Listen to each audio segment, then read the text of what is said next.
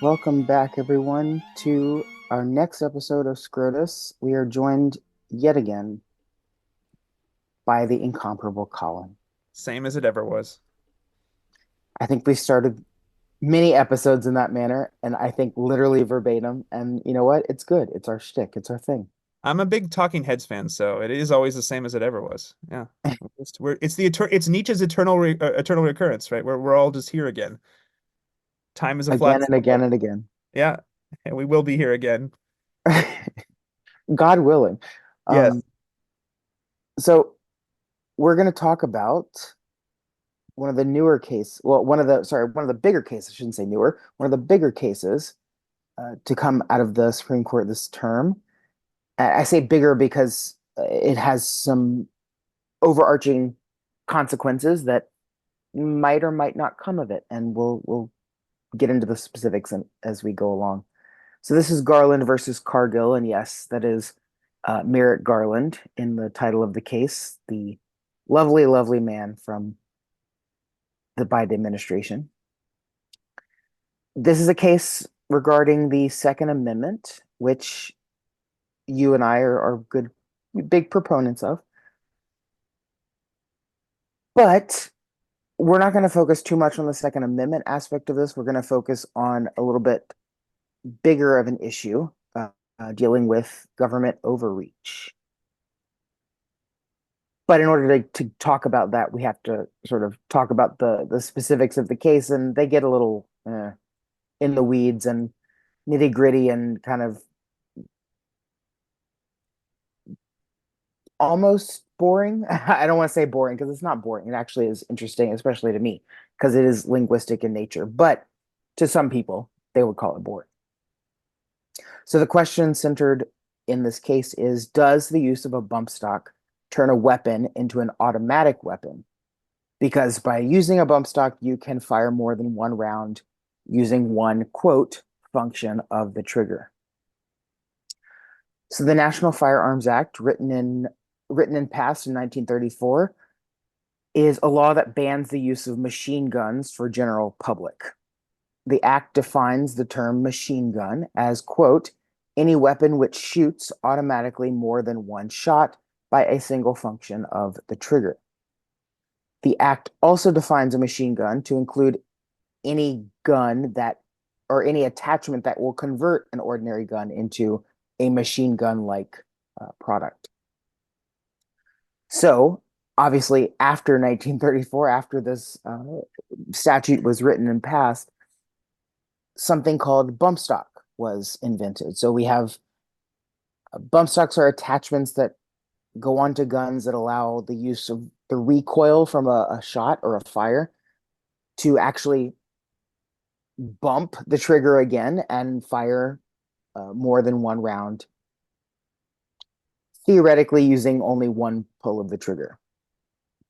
So there's mechanical bump stocks, which do not require any added action by the shooter. And there's non-mechanical bump stocks, which do require some extra exertion of force or pressure to either the barrel of the gun or the trigger um, in order for them to fire off multiple shots. So now the interesting part. Before 2018, the Federal Bureau of Alcohol, Tobacco, Firearms, and Explosives, otherwise known as ATF, Otherwise interpreted, known as Alphabet Boys. yes. And when you really think about it, alcohol, tobacco, firearms, explosives, that's a pretty big bureau. They cover a lot of ground. They interpreted the National Firearms Act to their prohibition, of machine guns to include mechanical bump stocks. So those are the bump stocks that do not require any added action or force by the shooter.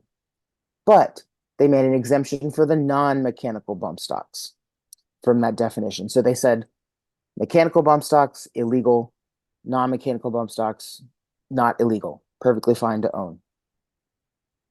And again, I'm not really going too deeply into the mechanics of this because I don't quite understand them. I got a friend of mine who was big into guns to explain it to me, and he did to the best of his ability. And I was like, okay, we're not going to talk about that much because I don't understand what you're talking about. But the gist of it is as I've laid out here.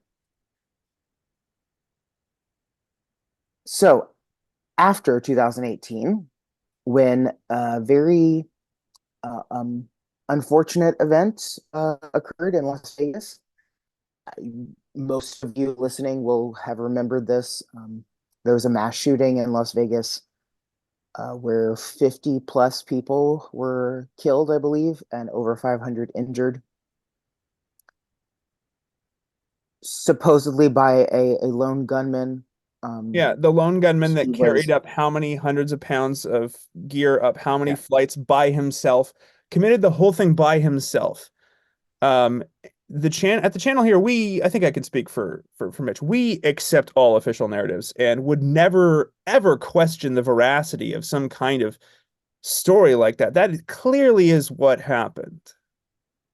very, very clearly, very obviously what happened. Yes, clearly. It It makes makes perfect sense. It's, yeah, the single utmost sense. actor never would have had help from anyone else. That's just preposterous. And nor has that kind of thing ever happened before in American history. Correct, correct. It's always been a lone gunman. It's always, and he was on our radar. We were watching him. Yet, yeah, I'll leave Yep. it at that. Yep. um, Apparently, this lone gunman also used bump stocks in order to shoot as many rounds as he did, injuring and or killing as many people as he did. Um, that is again part of the narrative. We'll take it at face value. We trust narratives. We like narratives. We believe the narratives. Yes, we believe all things on face Yes. value. Yes. Anything you tell us, we will just consume it. Go. I literally stand with whatever the thing of the day is, and I'll base my entire personality on it. That's how we are here. Yes, yes, very clearly. After this unfortunate event, though, the ATF revised its regulations. So again, previously they said mechanical bump stocks illegal, non-mechanical bump stocks perfectly fine. After the shooting, they said nope, you can have no bump stocks at all. Not none whatsoever.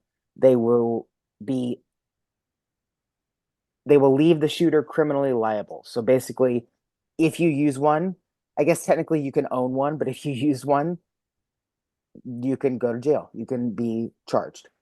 So because of the new regulation, a lot of Americans were sort of forced to go, okay, well, we can't use these bump stocks anymore. Either threw them away, turned them over to the government, did whatever they had to with them.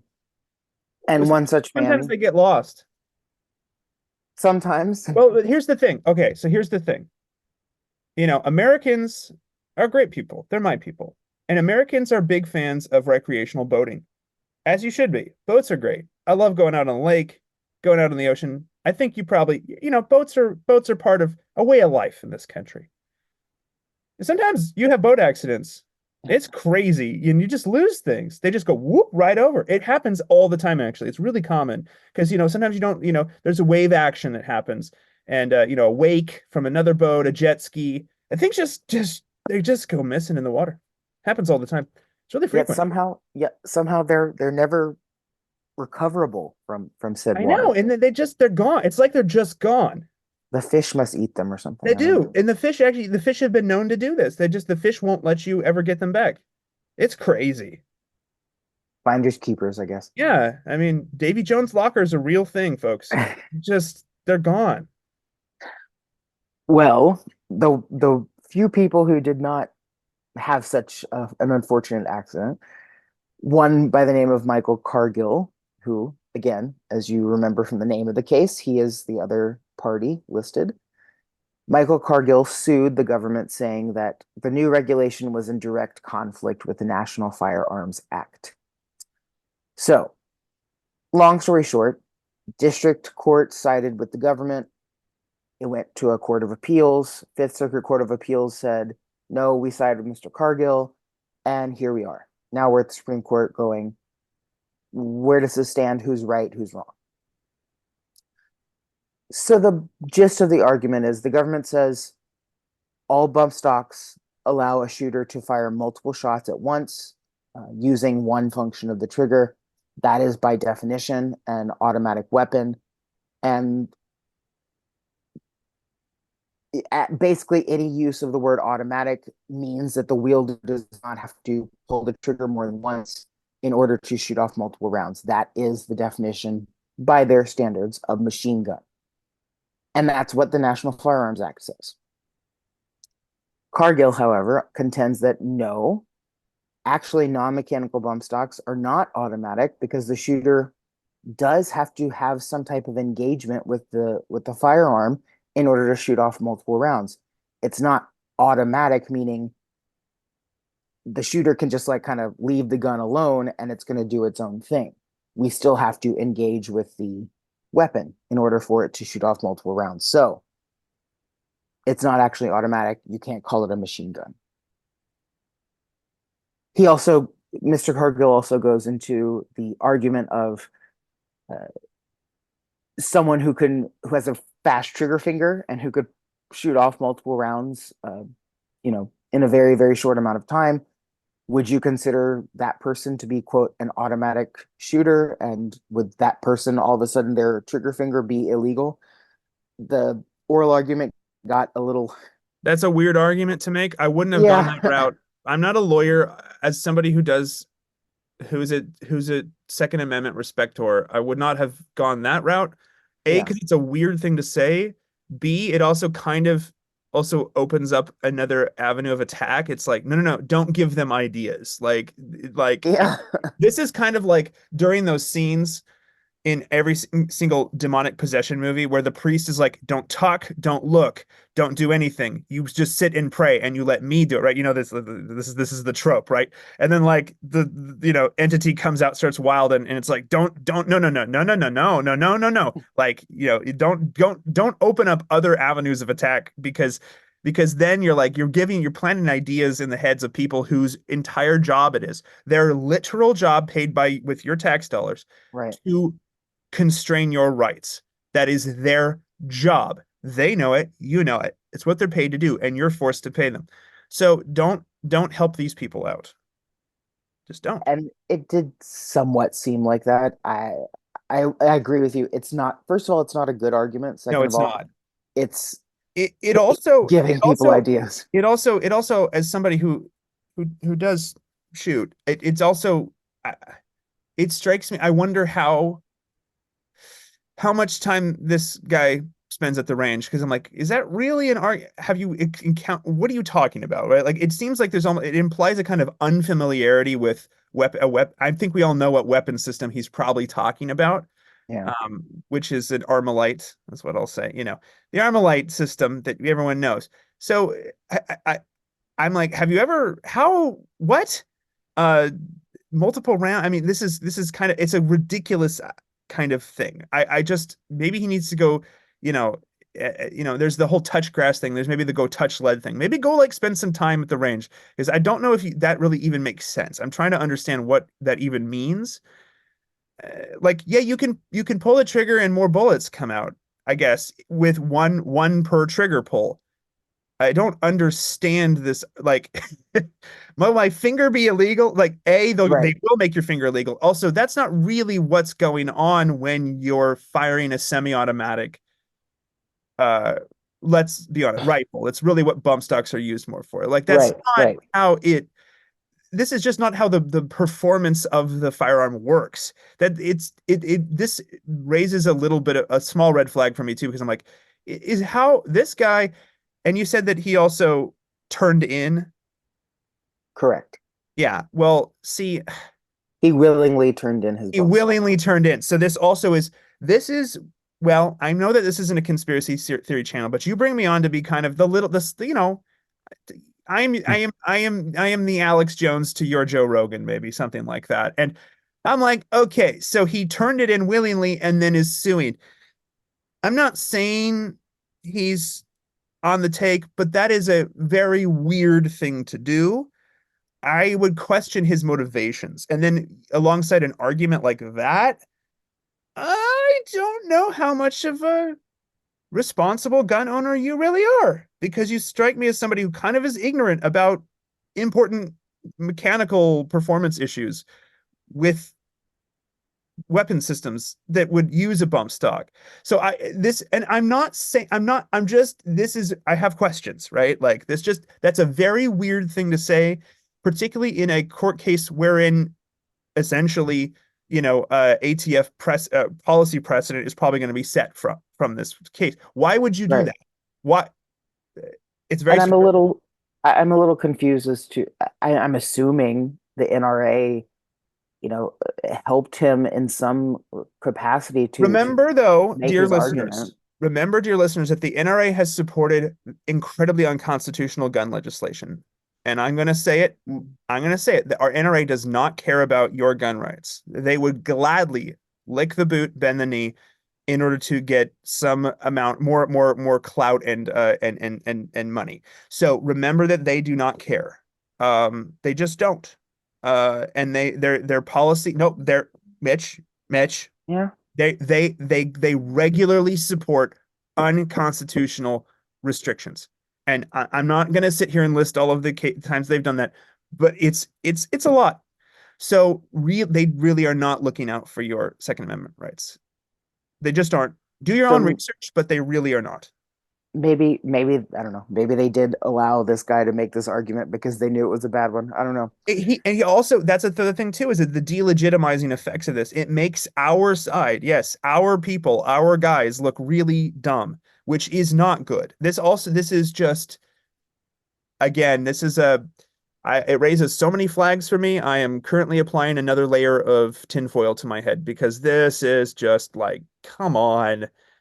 You, I stopped listening to some of the oral argument because of this particular avenue of speech and argument, because I was just like, this is not any good use of my it's not time. And serious. This guy just strikes me as fundamentally unserious. It's an unserious argument using unserious data from how guns actually work. But it strikes it's almost like he, again, I'm not saying this is what he's doing, but it sounds to me a lot like he read up on what a bump stock is.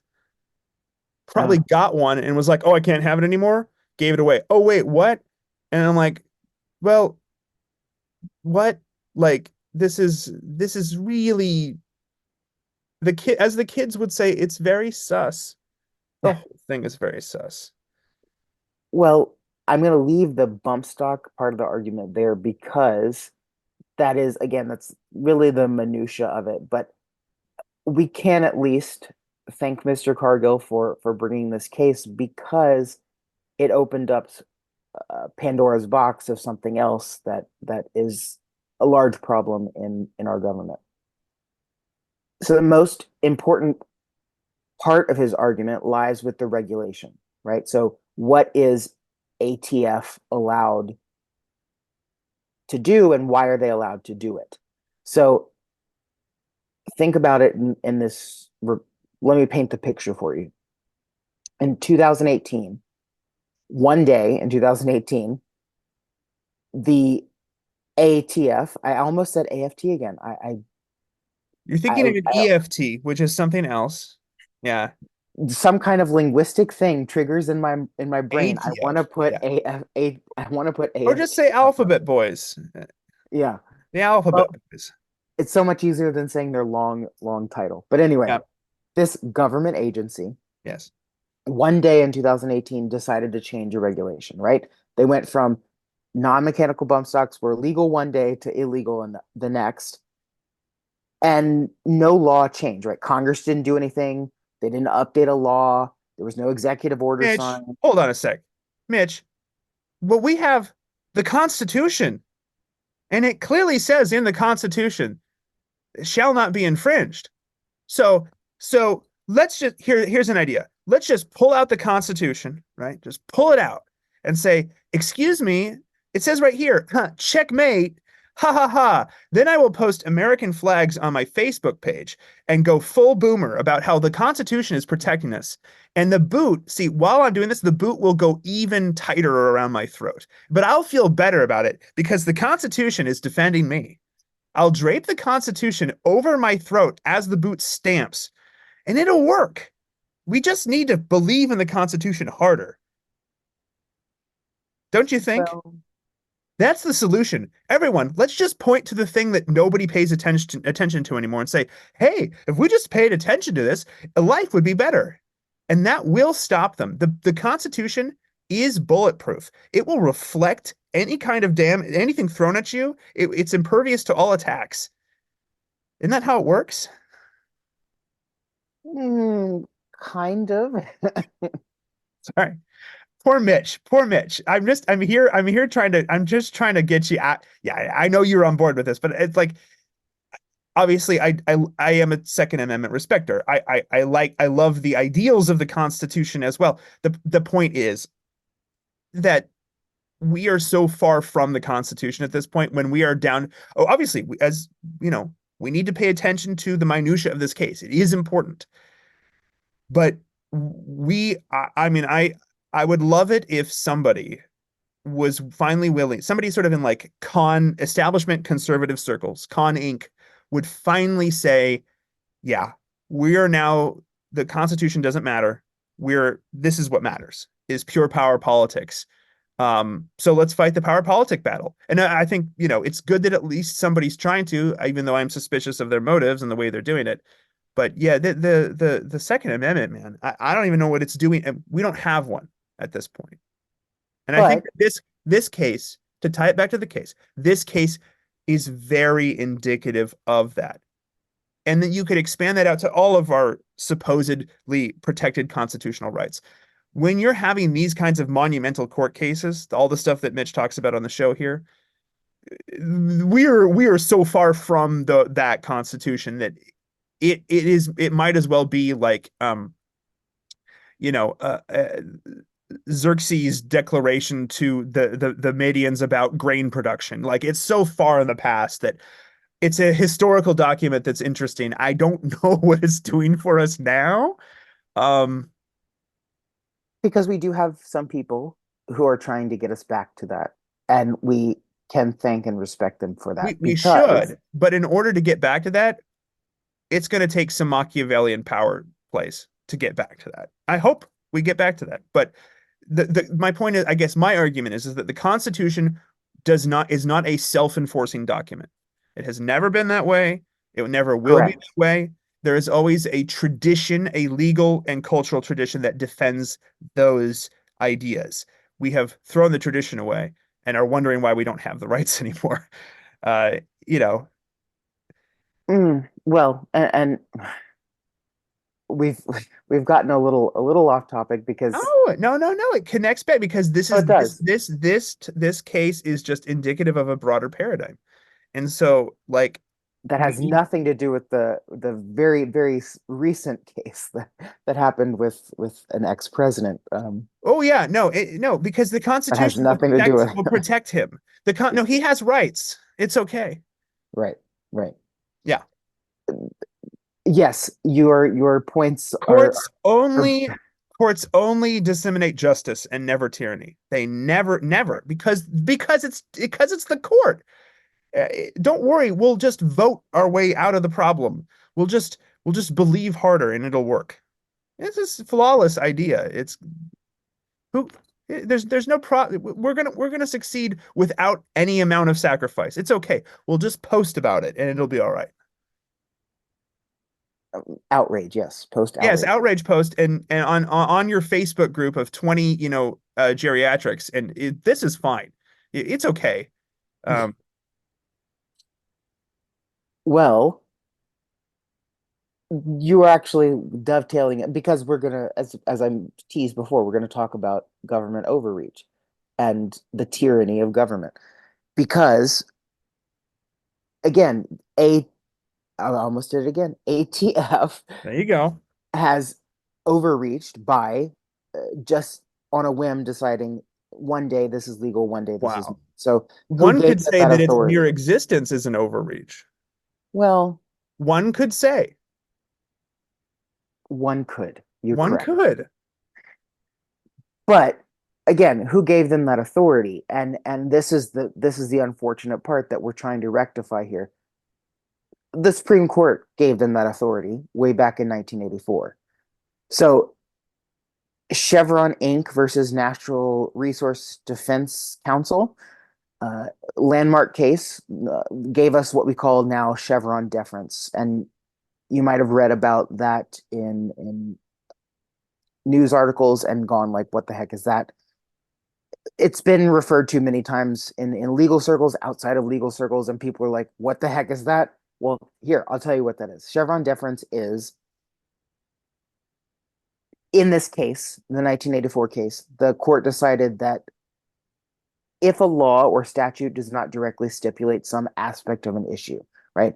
Maybe the law doesn't define something very well. Maybe technology has improved and we now have, in this as in this case, a new piece of machinery that the law didn't take into account because it wasn't invented yet. Well, the government body that regulates that kind of stuff, they now have carte blanche to say, oh, this is how we're going to incorporate that into a law because the law doesn't directly stipulate it, right? So this case gave them, Chevron deference gave the government agencies the deference to set guidelines, make definitions, rewrite definitions of words, as long as it's within that agency's purview. On the surface, I do agree that that seemed reasonable at the time, right? In 1984, that seemed like, okay, I can understand that. Congress can't foresee everything. So someone has to have the last say of, well, let's write it this way, or let's regulate it this way. But as we know, as you and I have talked about many times, government doesn't behave, right? It doesn't do the small things. It does the big things, right? It takes oversteps, it overreaches. So this power has been abused clearly over the last 30 years.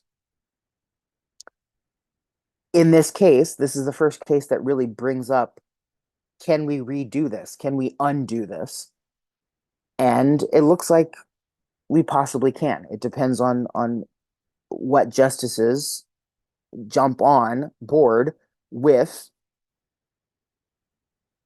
Thomas and probably Gorsuch. So previously, Justice Thomas has said, and I'm quoting a previous opinion that he wrote, uh, this judicial deference to agencies' interpretations, quote, amounts to an erosion of the judicial obligation to serve as a check on the political branches. He also said, quote, the judicial power was understood to include the power to resolve ambiguities over time. So basically, he's saying we've given our power as courts to interpret and sort of define things and redefine things as history changes and as technology changes. That's sort of been a court thing. We've given that power to these government agencies that were not elected, that were not appointed, that were not scrupulously decided. I use that term loosely, scrupulously decided on who's going to run them. And now, thanks to Chevron deference, they can willy nilly change things as they see fit. And even farther, depending on the administration, they can change things, right? So you can have one administration come in and say, the EPA, for example, uh, companies are only allowed to put X amount of chemicals into the air. And then a new administration says, we don't care much about clean air. Let's let the EPA give the companies this ability to God pump chlorine into the air, whatever. Uh, that stuff can change Well, and we on all a know dime. from my favorite 80s documentary, Ghostbusters, that it is the EPA and their meddling in things they don't understand that released hundreds, if not thousands, of spooks upon New York City, and it was up to four hardworking American men to get those guys back in control of them, and banish them back to where they came from. And I mean, this is just clear, like just a perfect example of that. Um, And maybe if those agencies did not have the deference that they do, that would not have happened. Yeah, we could And your have prevented favorite movie would we never have could have prevented a Gozer incursion into our plane of existence. And you know what? If it meant that the my favorite documentary Ghostbusters wasn't made, but that destruction wasn't caused and the Gozer did not get the ability to possess humans, I'd be okay with it. Because we wouldn't have to have these problems of these outer gods coming in. And it just, see, like I mean, I don't, we don't want to have Ghostbusters, but because we have to have Ghostbusters, it's a necessary thing. all Um, because of Chevron deference and the yes, EPA's ability to. Walter Peck at the EPA totally caused this problem. So anyhow,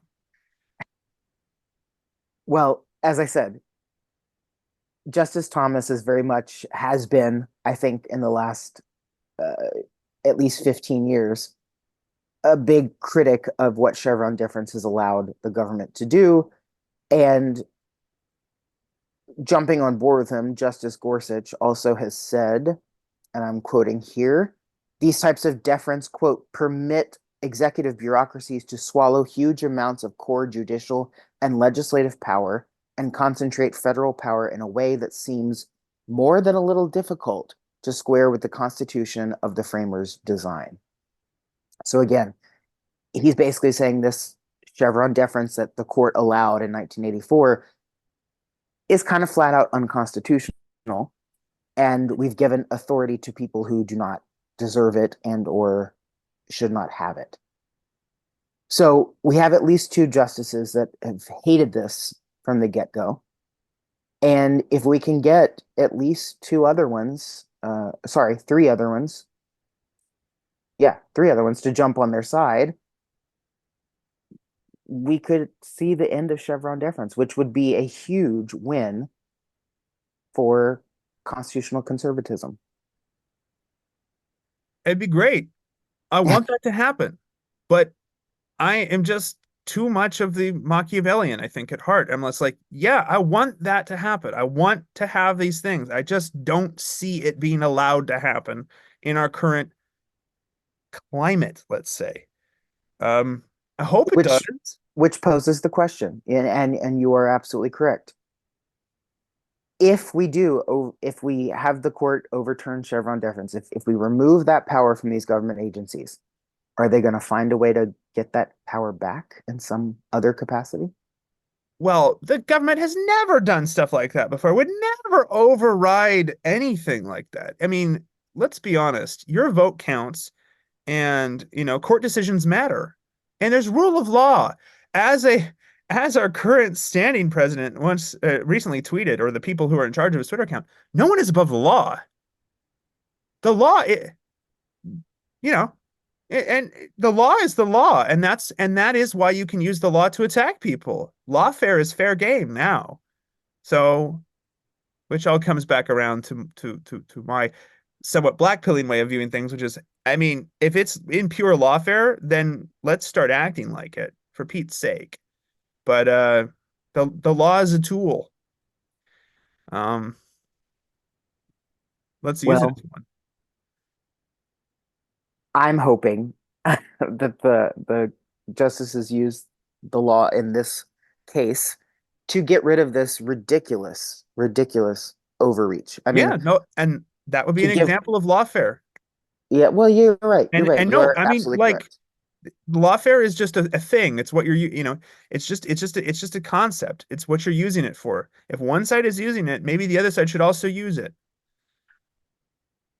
I guess my problem is, I mean, back in 1984, obviously it was a very different court and had very different makeup of justices, but who on that court thought it would be a good idea to give that kind of carte blanche to government agencies? I mean, surely Well, but in the 80s, Reagan was in charge and he was a great lover of freedom. And here's Reagan is a lover of Reagan is a conservative. He didn't pass any kind of firearms restrictions or do anything like that, right? But he wasn't in charge of the Supreme Court But specifically. no, So but he was okay because America was in charge. We just need to bring America back to those glorious days of the 80s where we were not engaged in any sort of funny business abroad or actively working to undermine constitutional rights because the conservatives were in charge. in some regards, I would agree with that sarcastic statement, but you know, it is what it is. Yeah, There were well, good things in the the 80s. neocons have never done anything to hurt Americans. No, They're no. our friends. We like them. Now come on, no politician is our friend. We know that. We know That's that. true. That is true. Yeah. No government agency or politician is our friend. This is why Chevron deference is evil and must go away, and we must hope that the Supreme Court does the right thing in this case. Well, do the right thing. Hopefully. But you Well, know what? You know what would be the best part if this precedent is changed with this? You know, it'd be my fate, aside from like, constitutional rights having a little bit more protection, maybe a little bit pushing back against the tidal wave of tyranny. Sotomayor will have another thing to cry about in her office. And if we can just make her, as Sam Urban of the Illegitimate Scholar podcast recently tweeted, if we can just make her cry every day, all day long, beautiful tears, just make Sotomayor cry and more crying, and just that would fill me with joy. And I would just feel better about myself if we could do that. So come on, let's make her cry. Uh, just make her have a evil, breakdown. Let's evil, have make her have a breakdown. That would be great. It'd be evil, awesome. evil. That's not evil. Oh, no, was that evil or is No. conspiring to oppress your fellow Americans evil? I'm sorry, Mitch. Yes. I have a Yes, yes. weird, this is a weird, sorry, I know we're redefining everything in our current era. So we redefining that. I mean, I'm sorry. What? Yes, yes. No, I thoroughly dislike her jurisprudence. I would never wish ill upon someone, but But tears of sincere repentance can be a beautiful thing. okay, that's fair. That is fair.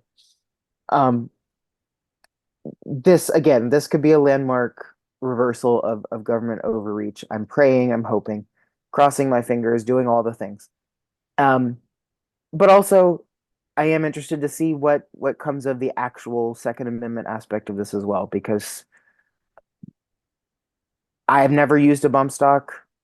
I don't know how useful they are for everyday Americans, but it is a part of the Second Amendment that, we don't want to step on. So theoretically, I should, as a good conservative, say we want bump stocks. Allow us to have our bump stocks, but we'll see what comes of that aspect of it as well.